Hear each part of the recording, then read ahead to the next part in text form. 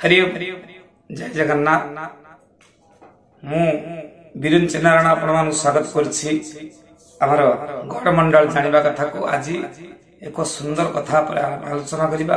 वर्तमान समाज रे समस्ते आधुनिकता को मानुछंती किंतु हमर जो पुरातन विधि विधान शास्त्र विधान रही ताकू मानिले आम पाई भल। उत्कलीय परंपरा एवं जो शास्त्र विधान रही आमे समस्ते रात्रि भोजन करुछे जहा शास्त्र विरुद्ध रात्र काल भोजन निषेध। तेणु दिवस रे सूर्य उदय सूर्य अस्त पर्यंत आमर भोजन विधान रही। तेणु आमे आधुनिक चालीचलन भितर वर्तमान समाज परिवर्तन तेणु समस्ते रात्रि भोजन करुछे। तेणु यह आम पाई खराब। तेणु शास्त्र कौन यह प्रमाण रही सब विजुली शक्ति जहा रात्र था वर्तमान ताहा दिन हो जाइछि। चीन मध्य प्रमाण कलानी आउ एक सूर्य जहा रात्रि कर देव नहीं। यह विधिर एक अघटन घटवा भाया कथा। तेणुक भगवान जो रात्र एवं दिन सृष्टि करछंदी से आमर मंगल पाई सृष्टि करछंदी। आमको दिवस रे आमे श्रम करिबा एवं रात्र शयन करिबा यह होछि आम देह पाई सुस्थ। तेणु आमे आधुनिक पाश्चात्य समस्त मानि चलीछे।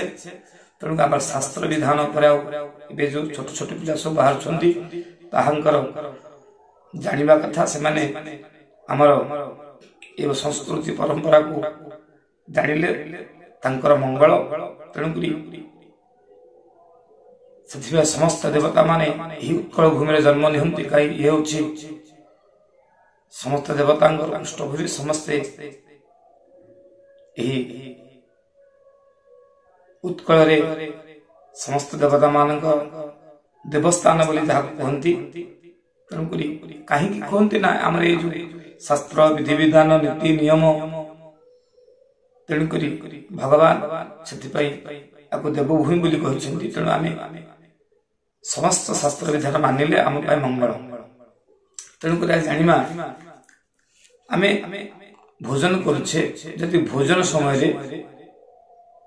तो लाइट कटिगला बा आम जो दीप प्रज्वलित करछे दीप लिभिगला अंधार होगला ताले से समय आम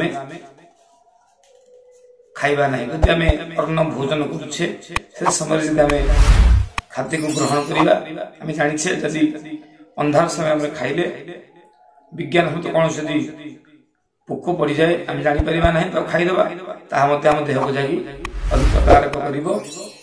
तेणु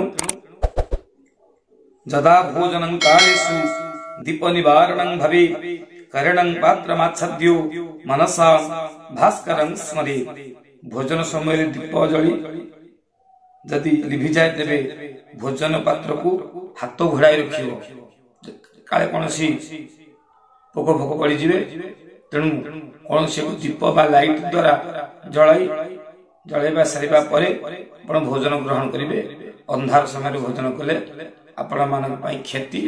तेणु ये कथा टी मन रखु भोजन कर समय अंधार भोजन करंतु नाही। आलुओ बा आमर शास्त्र विधान अनुसार दिवस भोजन करंतु। जय जगन्नाथ।